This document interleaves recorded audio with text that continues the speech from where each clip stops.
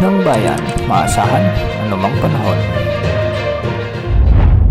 Magandang araw po sa ating lahat. Narito na ang pinakahuling update sa binabantayan nating si Bagyong Mirasol at ngayon ay nasa kalupaan na ito ng Kalinga. Huling namataan ang sentro nito sa vicinity ng Tanudan, Kalinga. Taglay ang lakas ng hangin na umaabot sa 55 km per hour malapit sa gitna at pagbugsong umaabot sa 90 km per hour.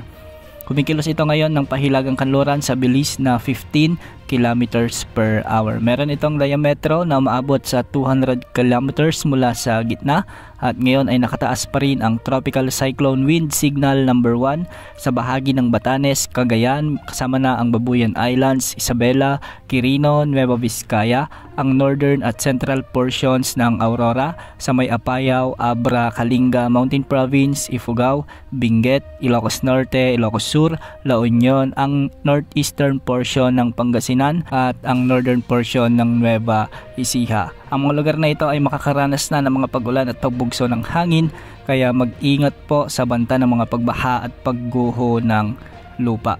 Ayon sa Pag-asa, posible ring itaas ang Tropical Cyclone Wind Signal number 2 sa mga susunod na araw kung sakaling lumakas pa bilang tropical storm ang Bagyong Mirasol habang ito ay malapit pa sa Ilocos Norte o di naman ay sa Babuyan Islands. Base sa mga pagtataya, patuloy ang pagkilos nito ng hilagang kanluran at ngayong hapon hanggang gabi ay tatawirin ng bagyo ang bahagi ng Ifugao o di naman ay sa may Abra at Ilocos Norte. Magdadala ito ng masungit na panahon at posibleng makalampas na ito sa kalupaan ngayong gabi.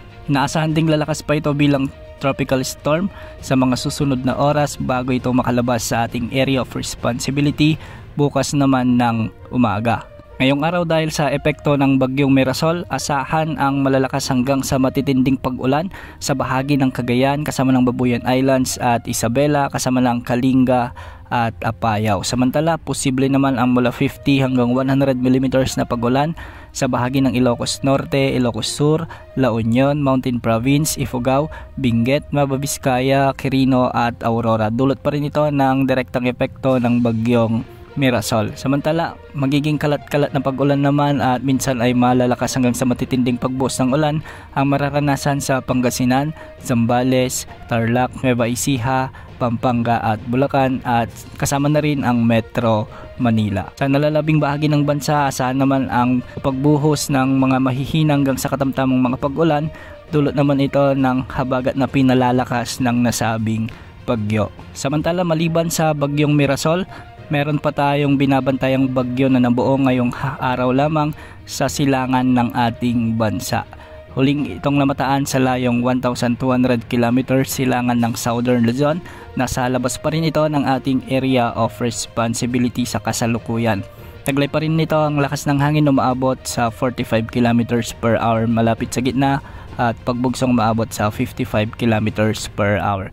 Mabilis ang paglakas nito kasi kahapon lamang ay isa lamang itong mahinang LPA at ngayon ay isa ng ganap na bagyo. Kung sakaling papasok ito sa ating area of responsibility ngayong gabi, papangalanan itong Bagyong Nando. Sa ngayon kumikilos ito ng kanluran, hilagang kanluran sa bilis na 10 km per hour. Meron din itong diametro na maabot sa 200 km mula sa gitna.